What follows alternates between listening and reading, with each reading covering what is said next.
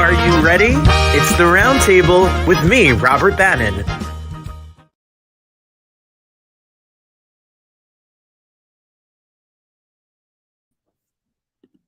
Happy Martin Luther King Day, everybody. I hope you had a wonderful day. We wanted to start the day commemorating Dr. King. And if I, as a school teacher, can do one thing right every single year, it would be to teach my students that darkness cannot drive out darkness, only light can do that. And hate cannot drive out hate, only love can do that. And do we need those words more than ever? We need those words today as much as we did when he said them, maybe even more. So I hope that this show is a place where we can all gather and hear people's stories and points of view that we may not understand and that may not be ours, but we learn and to love and accept one another. This show started because the old show that I was doing was not open to queer artists of color, trans artists, and an expansive group of people. It was very mainstream. And even in queer culture, there is a mainstream kind of push that this is acceptable, but not that. And this show is not that, honey. This show is for everybody. So welcome to the Roundtable. My name is Robert Bannon. I am so happy that you're here. My mom is here. Hello, Miss Rosado and the Rosado family. They're here as well. And I'm so excited that you're here. If you would like to comment and share and subscribe to this channel and you're watching it, I would be so gratefully appreciative. Last week, we had such a great show on Thursday. It was just a moment ago that David Simmons, Devin Velez, and Mario Jose were here, and we had a great conversation with them. And a lot of you said it was your favorite show because they're nutty and crazy, and they were super duper live. Thank you for watching. There's 53 of these messy shows on YouTube, so check them out if you want to catch them because they're really fun. And I'm excited. And next week, right here, will be Tony Grammy and Emmy nominee Brandon Victor Dixon. You may remember him. He's the Hamilton one who went after the vice president, and he's the one who also starred in Jesus Christ Superstar with John Legend. He will be here to tell us about a brand new album, MacGyver the Musical. Can't make this up. And I'm so excited. Yes, it was great fun. I'm so excited for that show, and we'll have more guests and more things. And Thursday will be a special Roundtable Talk. So don't miss the Roundtable Talk, which is always our bonus show a week. So we flipped it.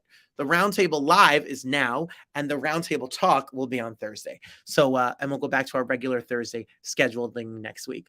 All righty. So I'm excited to be here. We have a really good show for you today. Yes, it's incredible. I love it, Christine. Thank you. I think it's incredible. Wilson Heredia is someone I've been watching since I was a little, Robert. I seen Rent when I was 13 years old, and him being Angel is something special. And then Blair St. Clair, superstar from Drag Race, will be here. We the people means everyone. Amen. I mean that. That's the truth. Hi, Jen. How you doing? North Bergen in the house. Pizza. Perfect pizza, circle pizza. Tell me again. We'll shout you out. And then I'm going to come for free buffalo wings. Thank you all for being here. I'm excited to be here. Why don't we get started with what we always do here on this mess, which is we'll get started with our week in review. Here we go. Well, I just saw you, everyone. So relax. I just was here on Thursday. How much do you want me to do? How much can I do in a minute? Oh, Ellen Begbie, how you doing? Good to see you, old friend. Talk about North Bergen. Nice to see you here. Oh, the pizza place is in North Bergen, but she lives in Richfield Park. So Jen, I lived in Richfield Park. I grew up in Richfield Park, and I work in North Bergen. So we're family, Jen. I'm coming over. Make baked manigot. I appreciate you. What did I do this weekend? This weekend, I went and saw Between Riverside and Crazy. Whoa. You may know that the author of this wrote the MFer with the Hat, which is my favorite curse word, as we learned 2 weeks ago. But this show, whoa, Common and an all-star cast. Make sure you check it out at Second Stage at the Helen Hayes Theater. Really well done, well-written show, as prevalent and as important as ever. Really good. Perfect Pizza. Jen, go to Perfect Pizza. They got an 8.5 from the Barstool guy. Perfect Pizza in Midtown, North Bergen, right on Kennedy Boulevard. How was that? So, yeah, it was really great. You should check it out. And then then at night, I went out with my cousin Adrian. Adrian and I were out in Industry. You boys and girls know what that is. We had a fun time over at Industry and had a great time. So thank you for everyone. We go on Sunday night. We saw the Keisha Carr show, and it's a great time. And you should check it out if you're in New York City. It's the place to be. That was what you missed in the week review. I slept today and did a lot of work. That's what I was doing today. My pleasure, anytime. I was resting and hanging, and I never even left the house. I didn't even get coffee. I went out to get coffee from the DoorDash. They brought it right here. We just bring it right there. If it has pineapple, good night, Janelle. No, bye. Nope. She's not from the tri-state area. It's okay. You're forgiven. You're forgiven. You're forgiven. Pineapple. My grandmother is watching this show. She's rolling. She's rolling on the floor right now. Pineapple pizza, Janelle. I'm kidding. Let your freak flag fly. Let's do a shameless plug. I hate this show. Because I'm shameless. Well, my big plug is that Jelani Remy is our next guest of the Broadway Lecture Series, March 11th, and the tickets go on sale on Wednesday. Wednesday, you can see me interview him in live and in person. That's right, superstar, actor, musician, singer, dancer, star of The Lion King and Ain't You Proud. March 11th at Stageworks at Studio 237. You can see Jelani Remy, New Jersey's own. He's from Cedar Grove, and we're friends, and it's going to be a great conversation. It's March 11th. It's an afternoon matinee. It's me and him, an hour and a half conversation, your questions, and you have a chance to meet him after the show as well and get your photo taken. There's 3 of them coming up, and we announced our first one, and wait to hear the next one. It's an Emmy, it's a Grammy and a Tony winner.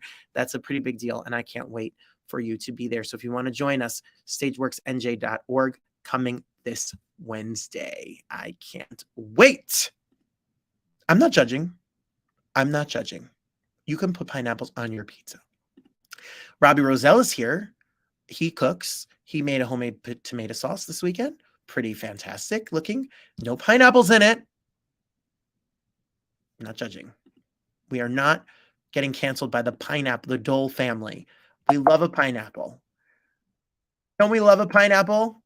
Yes, we do. Here you go. I'll be there for you. How you doing? So there was a lot of pineapple jokes that were not appropriate, and I didn't take one of them, for the record. Hey, friends. Hey, what friends do we have to talk about today? Firstly, a student of mine who's been drawing me every week and posting it, including bad language, which now I have to watch what I say on this show, made this week. A can of Barry Manilow's nuts. Yes. Last week, I showed that I got gifted a can of Barry Manilow's nuts. But what I love about the picture, I did not eat the nuts, but what I love about the picture is the jacket. Come on, jacket. Love is in the details. That's what Oprah says. Attention to detail. Love is in the details. But no, on a serious note, thank you, Edelyn, for that. On a serious, I got to print these and hang them up. On a serious note, big shout out to our wonderful special friend, my Abby Thompson, who's over there in the UK. She is in Wales. And she today graduated flight attendant school for British Airways.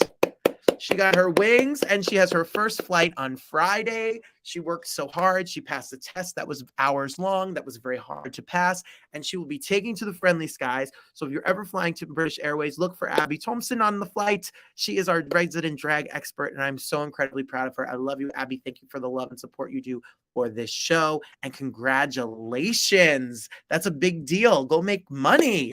Go make money. Yes. Oh, I think you said you went to the pizzeria from the school you're at. I did. Of course I know where it is. Of course I do. Yes. I know what you're talking about, Janelle. I'm no dummy.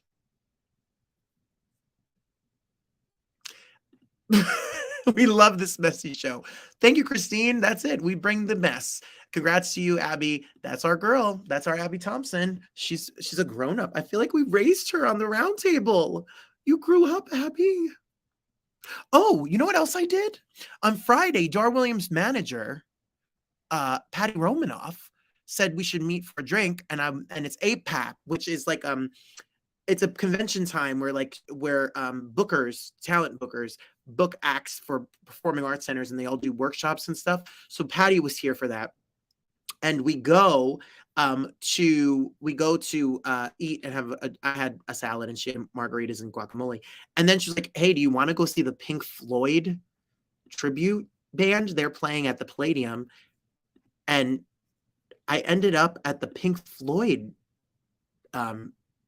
tribute. No idea how, why, but we stayed for 3 songs. They were great. She wanted to go, and I was like, all right, let's go. Bye. And we swung through. You never know what you're going to get on a night out in the big old city. No, Jen, I know exactly who you are. I know exactly who you are, and I love you're so sweet and so supportive, for sure. I appreciate you. Yes. I am excited to have our next guest here. When we had the chance to have Wilson come on the show, his show is on Thursday at Chelsea Table and Stage, and I didn't want to miss the chance to talk to him. And we moved the show for him. It's like the Rosie O'Donnell show. You know what I'm talking about, Christine, when she changed the desk and the chair for Barbara Streisand, because Barbara Streisand only likes to be interviewed from one side. But she said that was not the reason, but we all know it was the reason. Well, the reason we moved the show from Thursday to today is so that Wilson could be here. He interviewed with me over the weekend, and I was really honored because I'm quite the Rent head, and Rent is a special place in my heart. So, ladies and gents, Tony winner Wilson J. Heredia was here. All right, I can tell you, 1996, I got a Christmas present from my parents. I was obsessed with Broadway. They took me to the Nederlander with my 8-year-old brother. Not exactly the most PG show for an 8-year-old, and my life was forever changed. And if you would have told that little 13-year-old guy back then that he was going to be talking to Wilson Heredia, he would have absolutely not believed you. The show has been important to me, and this next performer has been important, and I've watched Wilson through all those years. What I'm trying to say is I'm so excited that Wilson Heredia is here. Welcome to the show. Thank you. How you doing? I've done years of this show, and I've never been as flustered as that intro. Thank you. It's just me. It's a pleasure, really. I so appreciate it. Can you tell us, welcome to New York, cabaret concert stages coming up. How exciting and fun is this going to be? Oh, it's going to be great. It's actually one of the first times that I'm going to be able to do my thing, because when I'm doing shows, you have to like sing and act and do within the constraints, within the parameters of the show. This kind of feeds into my rock star side of me. I was in a band before. I mean, I was in several bands before, and that's what I wanted to do prior. So this kind of feeds into that. I get to do it all over again, and people get to see that side of me. Well, talk about rock star life. I mean, you have a very special guest that's quite the rock star herself as well. Oh yes, Orfeh. Yeah, she is quite the rock star diva. Well, if you don't know what we're talking about, it's January 19th at 7. And I know some of you are watching from England, from LA, from Florida, wherever you are, there's a live stream ticket, and you can see Wilson and Orfeh and his whole. What can you tell us a little bit? How do you plan a set list for something like this? How it came about was they first came to me while I was doing another show, and I definitely wasn't prepared or ready for that because I was just so inundated with so much work. And then secondly, I was thinking like, what do I sing? Like, what am I gonna do? And the weird thing is that I prior to Rent, I didn't come from a musical theater background. I came from just a straight up kind of rock and roll kind of background. So I never really had a book prior to Rent. So this is how I got the idea. I was like, you know what? Now, throughout the years, all the shows that I've done and all the auditions that I have done and all the things that I like to sing, why don't I just sing that? And so that's how the set list came together. It's favorite songs of mine, but everything that I have done through years, and I get to take everybody through the learning process and my journey of learning these songs and learning how to sing musical theater and discovering my voice. And every single one was a new discovery of what my voice can do, and what I was able to perform, and how to perform. And so there's a story and all of that. And this is sort of a precursor to my actual one-man show that I call Surviving Williamsburg. Williamsburg, Brooklyn. For those of you who are not familiar, which is like not, the hipster mecca right now. I was born and raised in Williamsburg, Brooklyn, back in the 70s. So I thought that name came about for me was I remember just constantly talking about my show and going through these stories. And I was like, you know what? It always seems like I always kind of go back to talking about Williamsburg. It was like, and how I survived it. It was like, that's the name. Because it was either that or My Fine Life in Heels. And they're both kind of good. I know they're both kind of good, and they're both absolutely true. So I mean, I might just call it like Surviving Williamsburg, My Fine Life in Heels. No, but yeah, but anyway, that's how that all came about. It was first thinking of the idea of one-man show, and then all of a sudden the universe answering me back and saying like, hey, why don't you dip your toes into doing this cabaret-ish kind of thing? And then me saying yes, and here I am. And here you are. Well, firstly, we need this show. We need this. We need whatever the title is. We need the show. Yeah. And if you don't know it, for everyone, you can grab your tickets right now. ChelseaTableAndStage.com. It's a really beautiful room. You walk down the staircase. You get your seat. You have a little meal. You have a little drink. You go upstairs to the roof and have another drink and have a moment. It's intimate, and it's a great space to see live performances for sure. You're going to be like, right. He's going to be breathing on you. I talking about Williamsburg and being from Brooklyn. Mm-hmm. At what point in your life did you think, hey, I want to be in this business of show? Was it music? It wasn't theater. You just told us acting. What was the appeal? Oh, I knew that I was an artist ever since I was in 100%. By the time that I was in high school, I knew that it was going to be my life. I knew that I was an artist prior to that, but what it hit me very much like how like anyone, just like anyone would come to a realization of their identity. I understood, and it hit me that my identity is that of an artist, and that's who I am, and that's what I have to do and going to do, and the universe chose me, and I said yes, and I had to I had the choice of saying like, I can either do this or not. I could either go into the medical profession and do that and stay in that world and would have been happy, being an anesthesiologist and making a whole lot of dough. Or taking the jump, the leap of faith, as it were, and I did, and much to my parents' chagrin, I did it. But of course, what they did teach me is that any choice that I make in life, that if I'm going to do it, be the best at it, and never give up. And the guarantee is that I will succeed if I never give up. And that was the best advice that they gave me. Even though they stopped helping me. Well, actually, they've never really helped me.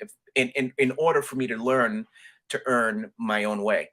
And I thank my parents all the time. I remember having a conversation with them once where they said like, "No, I'm really sorry." I was like, "No, Mom, I'm trying to tell you that thank you for not helping me, because I can say that I did it myself, and everything that I have and everything that I've achieved is mine, is completely mine." So yeah. It was early on in my life. The one thing that I knew I was a dancer. I was a dancer. I was a dancer ever since I was 14, as in like I used to dance for freestyle. For those of y'all out there that are my age, there was a musical style called freestyle. TKA, the Cover Girls, and all that stuff. Like I was a background dancer for all that. Brenda K. Starr on this show. Brenda K. Starr, exactly. Lamont on this show. Those were my. I ran in those circles. I was a club kid.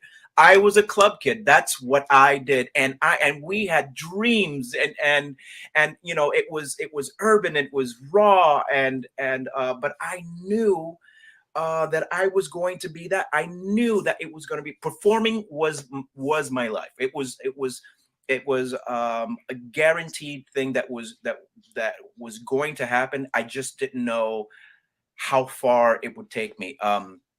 Actually, the singing, the kind of singing that I did was, uh, I guess it was freestyle singing. But I fell into, like, once the grunge era. Because I mean, I was raised on rock. I once the '90s rock era hit, and I'm like, that's who I am. And I had long. I mean, I wish I had a picture with me, but actually, I've posted it on Instagram, so you can see that I made my hair was like up to here. I was all about that. Um, and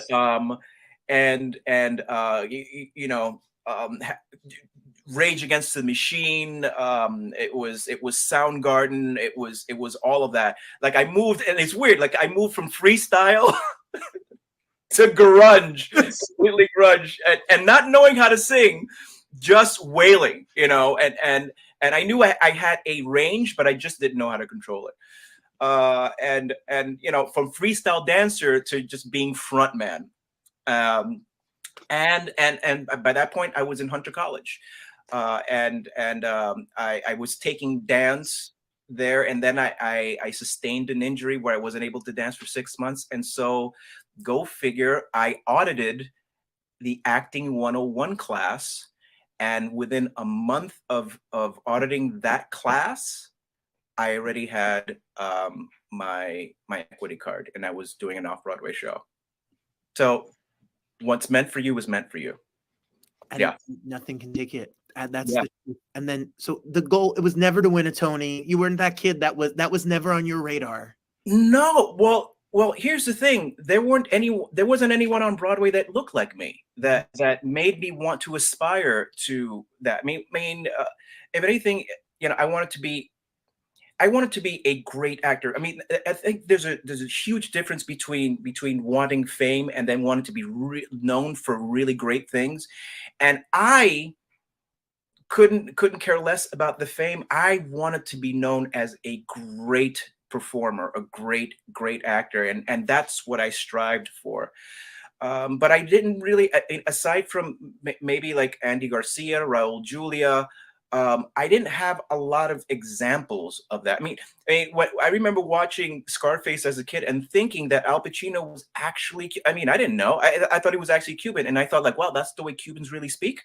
Um, and then discovering afterwards, like, oh, he's an Italian, of Italian descent actor. Oh, I get, but he's still kind of great. But meaning those were my people that I looked up to were the people that my father looked up to in the entertainment industry. But again, as far as Broadway, well, number one, my parents really couldn't afford it, and they didn't expose me to that. So my exposure to that, to musicals, were made for TV, not made for TV, but films. You know, West Side Story, Seven Brides of Seven Brothers, the old classics where everybody was a triple threat, like, you know, everything that Danny Kaye was in, and he, you know, like Gene Kelly, all of that.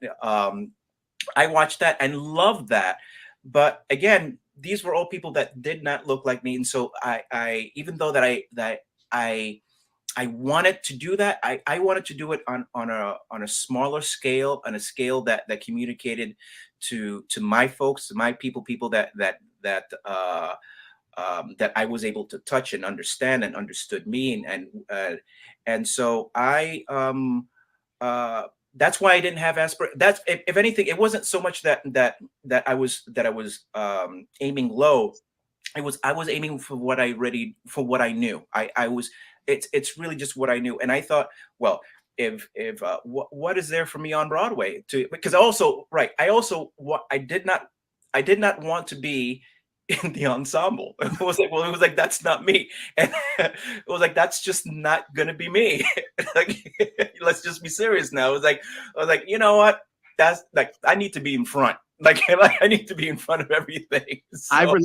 I used to say You know, I don't sing harmony. I can't do the ensemble. I can't dance and sing at the same time in harmony that well. I need to have a solo. I hear that. right, right. You know, that's what I needed. It was like, ergo, that's why I was a front man in a couple of bands. It was like, I need to be in front.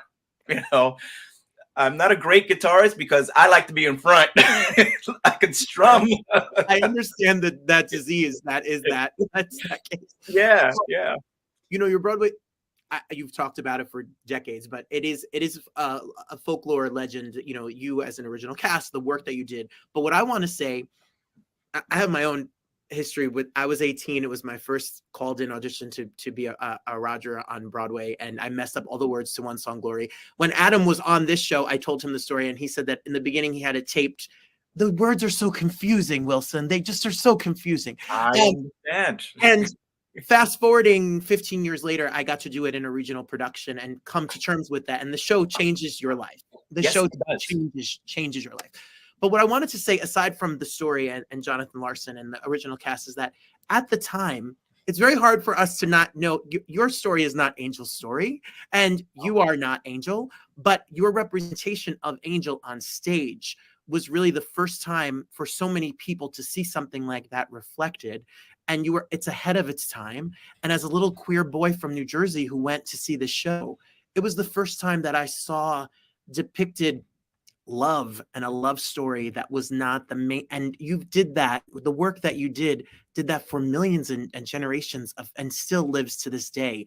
When you talk about a legacy, I don't even know what can be more beautiful than, but that came on your work, and you had to be the one at the forefront to kind of take that on. What was what I can't even imagine what that was all like. It still gives me chills when you say it that way. I mean, I was just giving it my all, um, and my representation came from it came from being a club kid.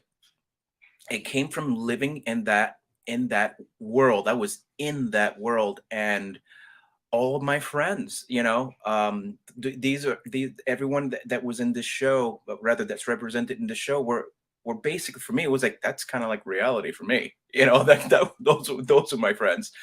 um and to yeah and that yeah that's it. To and to dress in I remember being asked. It was like, well, you don't mind like wearing some of the outfit? It was like, you haven't seen what I've worn when I've been to clubs. Like, like that. Like, this is all right. It's definitely out there, but I would wear, just about anything. But meaning, like, the culture itself, like, that was and like I said before, like, for me, it wasn't important that I was in something, or that I was doing it just for the fame. It had to be something meaningful. And I got the opportunity to really represent what I considered my community, my true family, because um back in the day in Williamsburg, Brooklyn, like, the world wasn't, it definitely wasn't what it is now. So I was definitely a weirdo and an outcast, but where I felt most at home were with the people very much that are represented in the show, and the people that I went clubbing with. Those, and all we really did was, we loved each other, appreciated each other, and we loved the dance, we loved the nightlife, we loved to do that. And it was all about, like, being fierce on the dance floor. We went there to battle, and then get known for that. Get known. And I guess that's where that came from. It was like, I want to be known for good things, but even more importantly, I want people to finally get a glimpse at my family, at who how my family is, how my family is like, what the fierceness of the family. So Angel was a mix of all of that, and most importantly, love, complete, just unconditional love.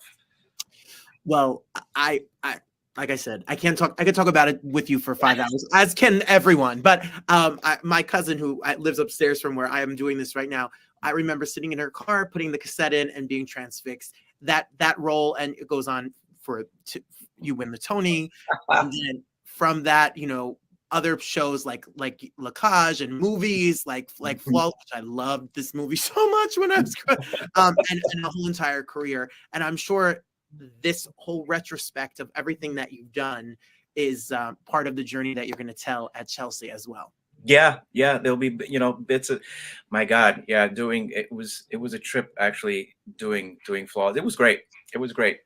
That's Robert De Niro. Like that's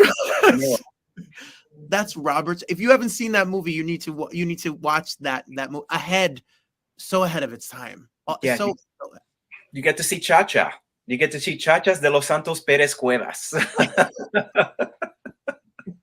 I'm so excited. I'm so excited for this show. I'm so excited for what's to come. I want your show. I want to hear this whole story. Oh yeah, I mean, I have some stories that'll make people's head turn completely. That's how it came about, by the way. It came about because I was hanging out with friends, and we were talking about Latin ire, and whether I have it, and I said, you know, I started to come out with some sort. Was like, well, you know, not really. I'm sort of like, what you see is what you get. Like, I'm sort of chill all the time, but you know, it comes out. And then I was like, well, there's certain times and certain things that makes it come out, and I'll explain to you why. And then I'm not going to tell the story now because then I'll spoil it for the actual show. I told the story, and their mouths dropped, and they said, like, you need to put this in the show. Like, and I was like, you know what? I think I will. And so you did. and this is what it is. Yeah. And you did. And it's on the 19th at 7:00. Don't sell yourself short saying that you are not a musical theater singer or that voice, because no shade. Try to sing that Ren track that you sing and say you're not a singer, because it is not easy. So and I'm looking forward to it. It's Thursday, everybody. So make sure you Thursday, 7:00 at Chelsea Table and Stage. There's still seats available, people. Just please come. I guarantee you're going to have a good time. Guarantee. I'll be there with a chicken Caesar salad and a Diet Coke. Yes. That's it. It's such an honor. As you leave, I'm gonna sing "Live in My." As he leaves my. No replies. He's alive. He's well. I can't. I couldn't resist. Today for you, tomorrow for me. Done. Bucket list. We're crossing it off the bucket list. We got him. Well, you're such a pleasure. You're such a light. Thank you so much for all of the art and joy that you've given to us all. It means a lot. Oh, you're very welcome, and thank you so much for having me. There he is. He was here this week. He was here with me on Friday. Wilson J. Heredia, Tony Award winner, the original. Mike, I loved your question so much. I wish I would have asked you for it in advance. He's so good. So good in Tick Tick Boom. That one scene at the diner, what a moving moment. We'll ask him. He's a Jersey person, so he's around. Thank you, Stefan Smith. I appreciate you. And Lisa Joya, that's so cool. Congrats to your daughter. Well, I may have to come see it, because that show's very special to me. Yes, Wilson had a great journey. A Tony Award winning star. Yeah, what a story. Thursday night, I love him too. Thursday night, if you're in the New York area, make sure to go check out Chelsea Wine Table and Stage. It is a really great venue, and he's going to give one hell of a show. Such an honor to talk to him. What a part of all of our lives and childhoods. And I really meant that he's so that role, that show is so ahead of its time. It's as relevant and as prevalent. Irrelevant. It's as important as ever. Speaking of importance, Blair St. Clair, season 10 of RuPaul's Drag Race, season 6 of RuPaul's All Stars. She has a show coming to GreenRoom 42. I had the chance to speak to her a little bit earlier today. All right, so one of our favorite things to do is to have some of the best queens on this show, and I'm so excited to have Blair St. Clair here. Listen, I love GreenRoom 42. I love Ben, the director of the new show. I love everything about what's about to come to New York City, and I can't wait to talk to Blair St. Clair is here. Welcome. Hi, I do declare. How are you? I am wonderful, and you look so beautiful. I'm so underdressed. Thank you. This is just my lounging look. I, I love it. I love it. Before we get talking about your career and this journey, I need to talk about this show. I think Green Room 42 is one of the best rooms in New York City to see a show. How did this idea come about? Can you tell us a little bit about it? Thank you. I'm so excited about the show. Post Drag Race, there's been a lot of change with just the industry of whether it's like entertainment industry, Drag Race, the franchise. There's been a lot that's like changed, but like also a lot that it's given me and to have it as a platform. And I found drag originally through theater. So I've always said that I wanted to get back into theater some way, shape, or form. And I started doing drag because I looked at like all of the leading ladies that like I idolized growing up that I never thought that I could be. And then when I found drag, I was like, I actually can be like all of those things in my own way. So getting back to theater has always been like the goal. And post pandemic, it's just become more important than ever to say like, what do I want to do? And my lifelong dream and ambition is to be on a Broadway stage someday. And it's not an if, it's a when. It's like, when will this happen? Like, when is this going to happen? When will this dream come true? And so I wanted to create a show in a cabaret style that says, this is what I got. This is who I am. I want to break down all the barriers of the filters online and like the stage things that you might want to say or think, the pageant answers, to just be like, this is real. This is me. If you like it, great. If you don't, that's great too. And hopefully you'll see me on an even bigger stage after. Absolutely. Well, we have a little ad here that we can check it out. It's called Legally Blair. It's February 2nd and 3rd. It's at 7:00 on the 2nd and it's at 9:30 on the 3rd. And you can go and you could have your little chicken egg rolls and your drink and all the fun food at Green Room, because that's what I look forward to. And then see Blair and hang out and have a great night out in New York City. Firstly, Ben Rinelauer is legendary director, performer. He does a little bit of everything. How has the process been like to build the show? What is the show about? What are we going to hear or see you do? Sure. So the process has been amazing working with Ben.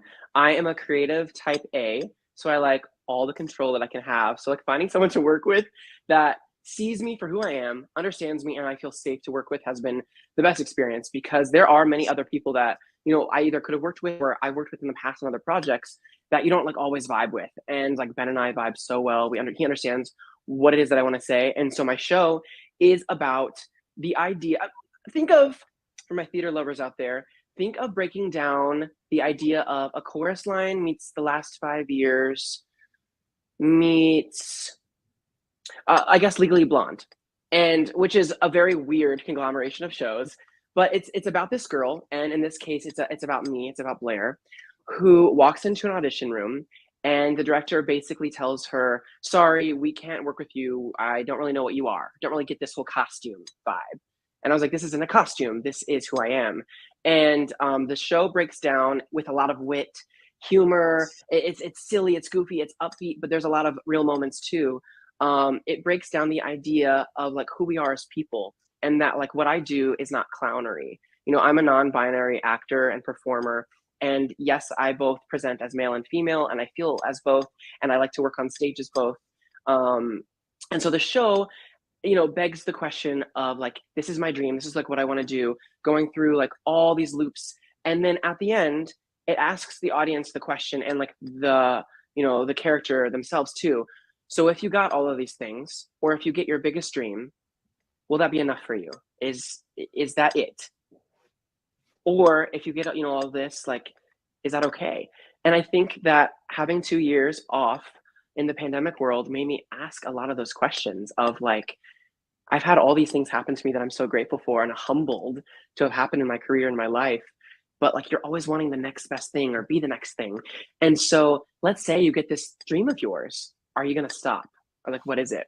And what is that dream? So the idea is, I want everyone in the audience to see themselves in whatever their dream or ambition is, no matter the industry they work in or the thing that they love, and be able to see themselves as someone who wants to break into things that don't want to see them for who they are, and then asks, if you do get that thing, are you going to be okay when you get it? Or is there going to be something else you also have to break past? Wow, Blair, that that is I always say this about artists. My brother is a prosecutor, he's a police officer.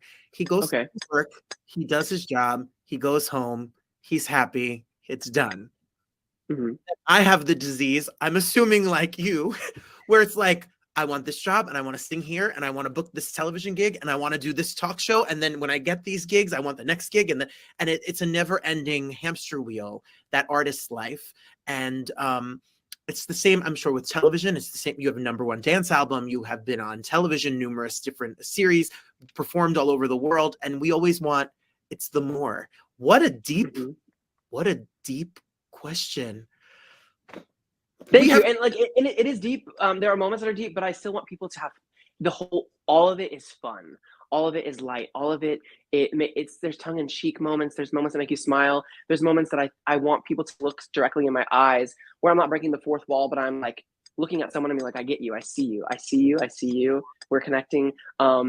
It's I want people to see the show and think not necessarily it's aesthetically beautiful, but wow, it's a beautiful experience. Congrats already. That's a great undertaking. Thank you. It sounds so exciting. Well, may I ask you a few questions? You're from Indiana, Yes. Yes. and you said you started into this business through theater, through musical theater, I'm assuming. Yes. I'm from the Midwest. I was cast in a musical, La Cage aux Folles, if you're familiar with it. It was a regional production, and I was cast as one of the Cagelles, the drag queens, and I was like, I think I was 19.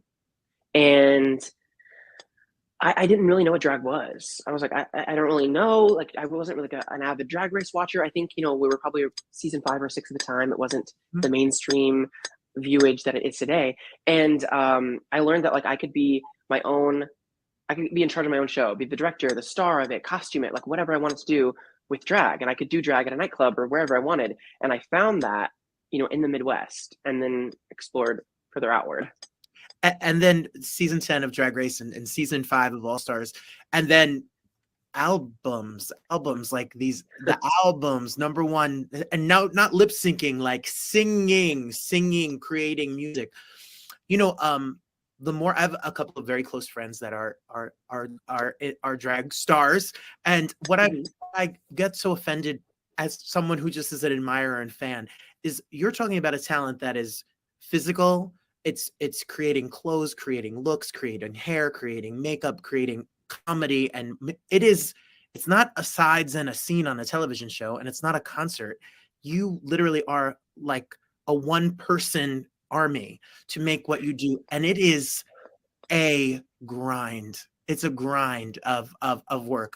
So I personally get so offended when it's such an art form, and you do it so well. So congrats, really. Thank you. I appreciate that. It is really hard when people undermine what a drag queen is. I think people stereotype the idea of drag queen as, okay, you dress up, you move your mouth to other people's words. And that could be a piece of it, absolutely. But it's not what everybody does. It's not like, not all drag is one type of drag. All drag is valid, and there's so many different types of drag. And it's been really hard trying to showcase to the world, of course, I'm grateful for RuPaul's Drag Race, the opportunity and like the platform it's given me, but it's also a double-edged sword. Drag Race pumps out to viewers what they want drag to be in certain ways. And if you as an artist do something that aligns with the show, but like something different, you kind of also have to go against the grain of that popularity of saying, but this is what I do. This is something different. There are queens from the show that do stand up or that DJ, and that's not what Drag Race specifically is like. Oh, we DJ, or oh, we do stand up, and they're having to constantly teach the world what it is that we do. Absolutely, can't say it better than that.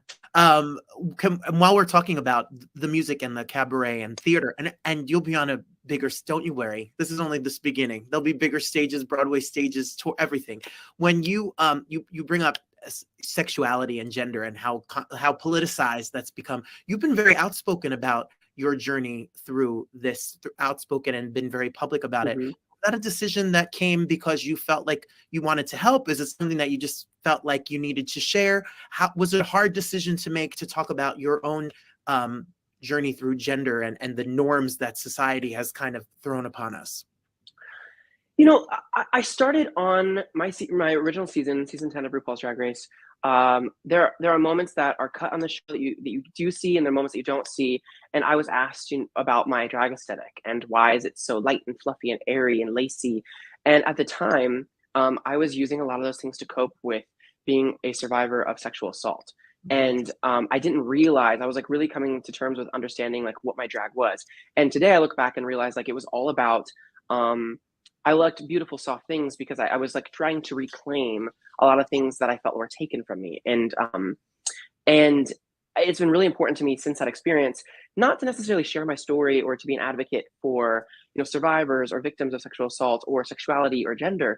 But the moment that I started meeting people and they were telling me your story mattered, or, something that you said resonated with me because I related, that's when I was like, oh my gosh, like, people actually took something away from this. You never really understand that until people talk.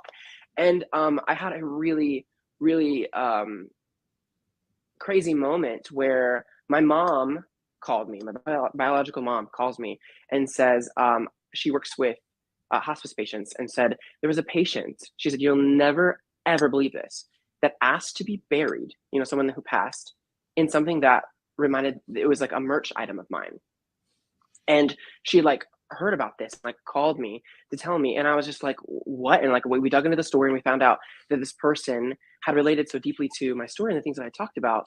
And like, I absolutely sobbed. Like I lost it because you don't realize when you talk about things so much, you talk to so many people, that people truly can relate to you. And I'm not going to lie to you, there's a lot of times I'll talk to people and it feels like there's a wall up because the conversations happen so often the same. Some people say the same things. You're beautiful. I love you. I love your music. I like you on Drag Race. And you don't really feel a connection. But then when someone says something so poignant that you're like, oh my gosh, like you connect on a deeper level. You realize all those interactions that you took for granted are real interactions. And those things are like so important to me, like afterward, of just like having those moments and relating to people and seeing like how your life actually like meshes with others. Well, I know in real life, I teach 5th grade here in New Jersey, and I had a student, yes, this queen old 5th grade teacher. And I had a student who is in 8th grade now, non-binary, came and told me their pronouns. And then just a couple of weeks ago said to me, Mr. Bannon, do you know of a show called Drag Race? And I said, yes, I do. And they said, should I watch it? And I said, if you feel like you should. And they said, I really would like to because I really relate to their stories. And it's that 13-year-old that never had an outlet, that never had somewhere to look, that never felt accepted. Mm-hmm. And that's the deepness behind all of the hair and the jokes and the makeup and the fun, is that, growing up, there was no one that I could look at to really assimilate and relate to. And that's really the work that is really being done. And that's the work that you all put into this that is changing lives. I think we're lucky because it's not work. It just happens. Mm-hmm. And I think it happens as long as you're being more authentic to yourself. Drag Race, as funny as it sounds, creating a drag persona, creating this idea of who Blair St. Clair is, has taught me about like who I am as a person, like, and like who I am at my core, and taught me to be the most like genuine and authentic version of myself that I can be, because all of a sudden you gain this fandom overnight and you're pumping out all this stuff that you think the universe wants to see from you or hear from you, pictures, videos, comments, all sorts of things. And then you realize that you're not connecting to them for real. People aren't getting to like really know you. And then the moment like I took a step back and I was just like, I'm having a bad day, and I'm going to tell you that I'm having a bad day because I'm having a bad day.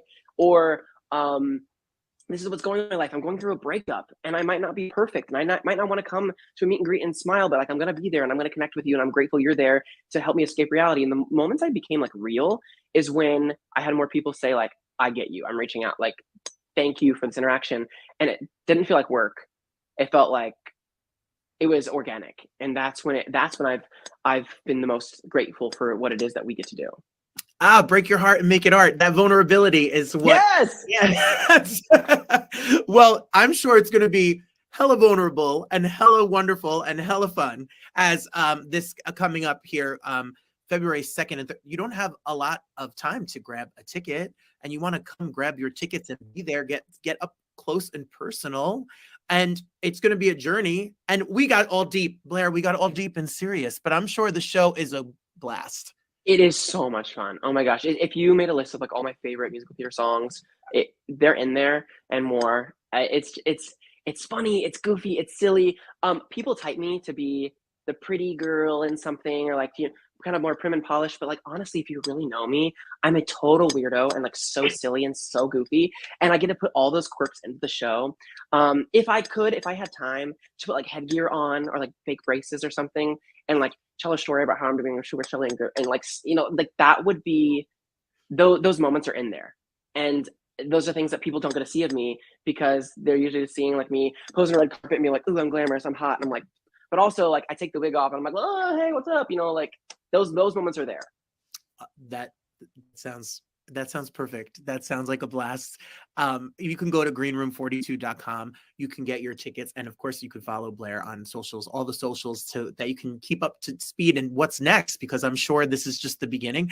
And do you have more music? Do you still write and want to record and do everything across the board? I do. Yeah.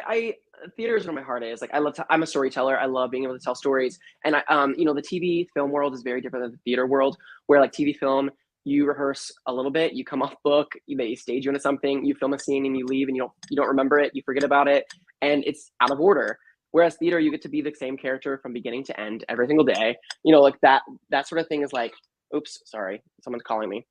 Literally always, they're always in the world of Blair St. Clair, something crazy is going on. So theater world, I love being able to be in a character from beginning to end, and to exist on stage with an audience of people and feel that energy. So music, possibly, you know, more performance opportunities, more touring, absolutely. Possibly, if this show does really well, we could possibly bring it on the road or write something different. But my biggest goal would be to be on a national tour or the Broadway stage, getting to tell someone's story every single night the best way that Blair can. Well, we spoke it out there, so it's going to happen, and we'll be cheering you on every single step of the way. Congratulations! It's so nice to meet you and to talk to you today, everyone. Blair St. Clair, make sure you get your tickets, and it's your February 2nd and 3rd at GreenRoom 42, right in the middle of New York City. Yes, thank you. There you have it. That's Blair St. Clair. It does sound like a fun show, right? It sounds like a fun show. She's just like a fun personality, and congrats to her. So so much fun. What a great show this show sure is. Well, it's 7:52. I wasn't sure about the time, but I do have a video of us at the Wax Museum. I don't know if you saw it. Madame Tussauds invited me to the Wax Museum, so I took my goddaughter Vanessa, and I took little Sam.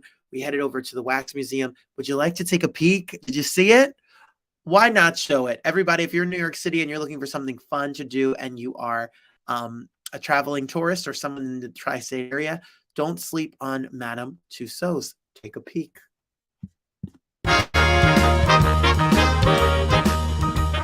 Well, the Roundtable takes it on the road, and we're here at Madame Tussauds Wax Museum for the first time, and we're about to go explore what is going on here at Madame Tussauds Wax Museum, right here in the middle of Times Square. So if you're coming to New York City, this is the place to be. Where do you see all the start? Stop calling me. I'm not single. I'm not available. I'm sorry, Ken. But your hair is good. How many inches? All right, I have the pleasure to be here with the marketing manager of Madame Tussauds. Did I say it right? Is this a controversial question? It's not a controversial question. People can say it however they want. Madame Tussauds, Madame Tussauds, however works for you. However works for you, just come here and see this. This is the most amazing view, I think, of New York City, 42nd Street, right here in the heart of New York. I like to think so. It's a fun place to hang out, I believe. Now, besides the wax figures, there's a lot to see here. This is not just take a selfie with Kim Kardashian. This is a fully immersive experience. Fully immersive, interactive experience. We have over 200 wax figures on the floor. They're constantly changing out. We get about 10 on average per year, new figures. So it changes from year to year, and it's constantly evolving. So who is the newest figure that has been here at this New York location? The newest figure to be launched was Dua Lipa in December. Before that, we had Cristiano Ronaldo, which was a huge launch in the middle of Times Square. We did a whole Times Square takeover. He was involved in the launch. We filmed his content actually in Manchester, so I flew to the UK to get that content, which was really cool. One of like the really exciting people to meet on the job. So those are the two newest figures that we had launched. Yeah, he's not so awful to look at. Not at all. Not at all. I was not unhappy about that one. What about the new exhibit here about if you're a fan of horror or if you're a fan of Marvel, if you're a fan of virtual reality movie experiences, what else do you have here at the museum? So many things to see. So everyone that enters the museum gets to go to our Marvel Universe 4D. So we have a theater in the middle of the museum that you get to go to and just experience this amazing 4D film, as well as a whole Marvel Hall of Heroes. So if you like Marvel, this is the place to meet all your favorite superheroes. And then we have a Carnival Carnage 7D film where you get to like shoot these killer clowns, which is really fun. That's an add-on. And then, yeah, we have our new Warner Brothers experience, which is Icons of Horror. So if you're into scary movies, that's the place for you, which we have 4 scary people that I'll let you find out for yourself when you get there. I'm terrified already. I'm such a chicken. It's fun. But I'm going to do it. My question to you is, how does this museum pick the people who get the wax figures? Yeah. And then how long does it take for them to be made? So, good question. So, we really go based on what's happening in the world. We really like to have the best of the best, the biggest A-listers at the moment, but we also go based on like crowd feedback. So when there's a lot of requests from people, like of course we want to listen to our guests. So it's a combination of a lot of things, but really just having to do with what's going on in the world and who's really the biggest at the moment. And we just know we need those top A-listers in at the moment. The figures take around 6 months to make, and it takes about 20 studio artists to work on them. It's a very lengthy process, comes from a sitting where they take about 200 measurements, both by hand and digitally. From there, they create this clay cast, and then they create a cast around that, and then pour the wax into it. And then on top of the wax figure, you have all these layers of oil paints. Every single piece of hair is individually inserted, so it's a really lengthy process. And then after that, there's all these rounds of approvals. We make slight adjustments, slight tweaks to the figures until us, as well as talent, feels like it's perfect to be launched. So they sit for the measurements. They sit for the measurements. It takes a few hours, but everything is completely accurate. Some people we even have like their dentists send us their dental scans, which to me I think is like the craziest part, because like their teeth are accurate. Insane. I need someone to individually put some hairs in the back of my head. Right? Yeah, not a bad thing. It's like a needle, so I don't know if you'd want that, but maybe not the best method for humans. Well, how many? What are the dates? You're open all the time here. 365 days a year. Yeah. 365 days a year. Yeah. If you come to New York City from I know you see people from all around the world that step foot into your doors. If you come to New York City, you need to make sure that you come here. Come to Madame Tussauds. Come visit this whole entire experience. Thank you so much for having us. I'm so excited to go around and check out all the figures. I'm so excited to have you here.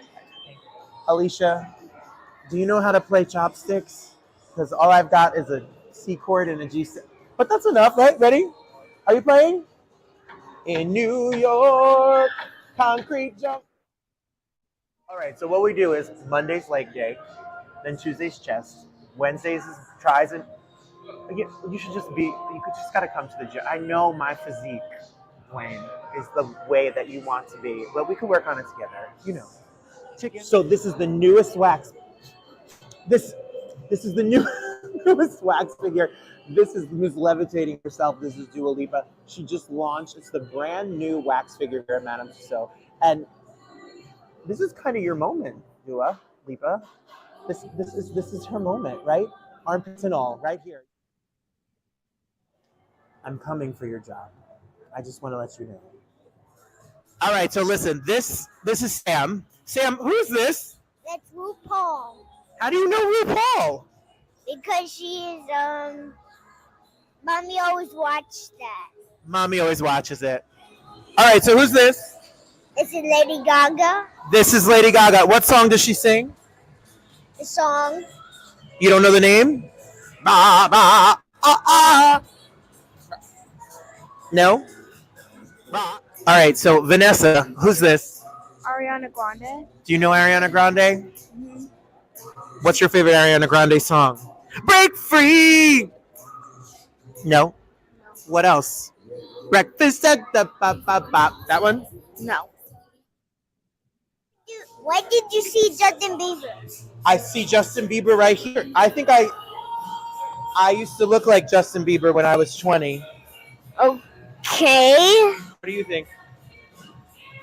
It's your choice. Never.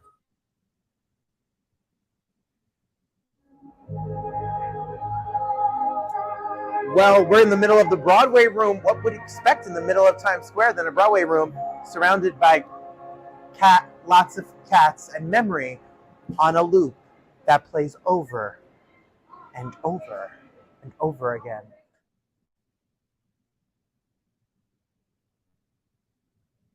I mean, it's a pretty iconic moment here. There's lots of iconic moments here. We're about to head into the movie Legends room, where we're going to see not only Marilyn, but Audrey, Judy, randomly Nicolas Cage. There's a little bit of everything for everybody, right? I don't wear shoes. They make me trip. You remember that line? Fosse, fosse, fosse, fosse, fosse. All right. So here's the big question, Lady O, Mother Oprah. How do I eat bread every day, too? Every day? I haven't had bread since 2018. How you doing? How you doing? You are my... Wendy, I've been with you since WBOS 107.5, 2 to 6, drive-by hours, and I miss you every day at 10 o'clock. No offense, Sherry. That's the queen of daytime TV right there.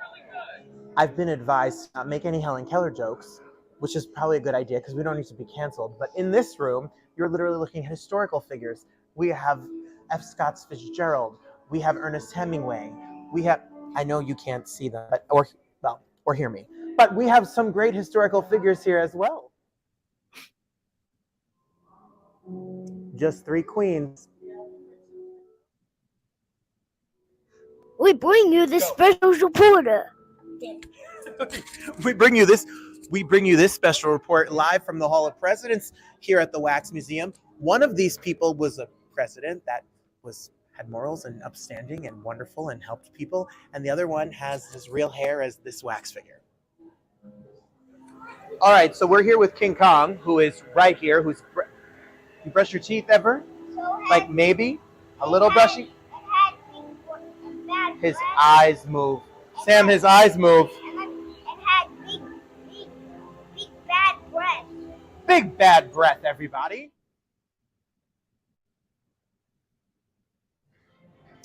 Yes, even Marvel's Avengers, the exclusive wax figure exhibit for Marvel's Avengers is right here in Madame Tussauds in Times Square. Right here is Iron Man, and behind us is Thor, and behind us is Captain America.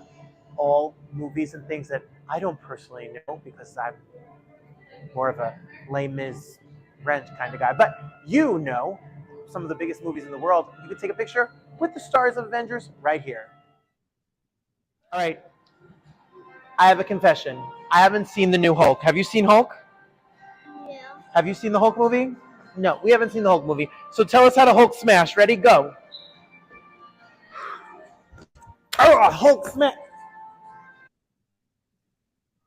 Now, Black Panther is a superhero that I know. If you know, you know. You know what I'm saying? My favorite. How you doing, Black Panther? Pose, Sam. Hey, hey, hey, work it, work it, work it. Oh. Well, you can't talk about New York City without New York sports. Derek Jeter, Babe Ruth, the New York Giants, or soccer taking over the world. Cristiano Ronaldo, as we learned, was the newest wax figure. He shut down Times Square. You can actually get on the field. So this is one of the other new wax figures. This is Bad Bunny. Bad Bunny, why are you throwing people's phones in the ocean? I heard that you're throwing phones. What's the deal? But look at all of it. They're all Sinatra, Jimi Hendrix, the greatest voice of my generation, Miss Whitney Houston, Jersey herself. And as you keep walking, you see that there's from Elvis to Michael Jackson to Bruno Mars to Beyonce. There's so many different wax figures that are all a part of this music exhibit that's here. Romeo Santos, the Super Bowl halftime shows Rihanna herself, and then, of course, my celebrity hall pass, my future husband, Mr. Lenny Kravitz. You don't know it yet, but it's gonna happen.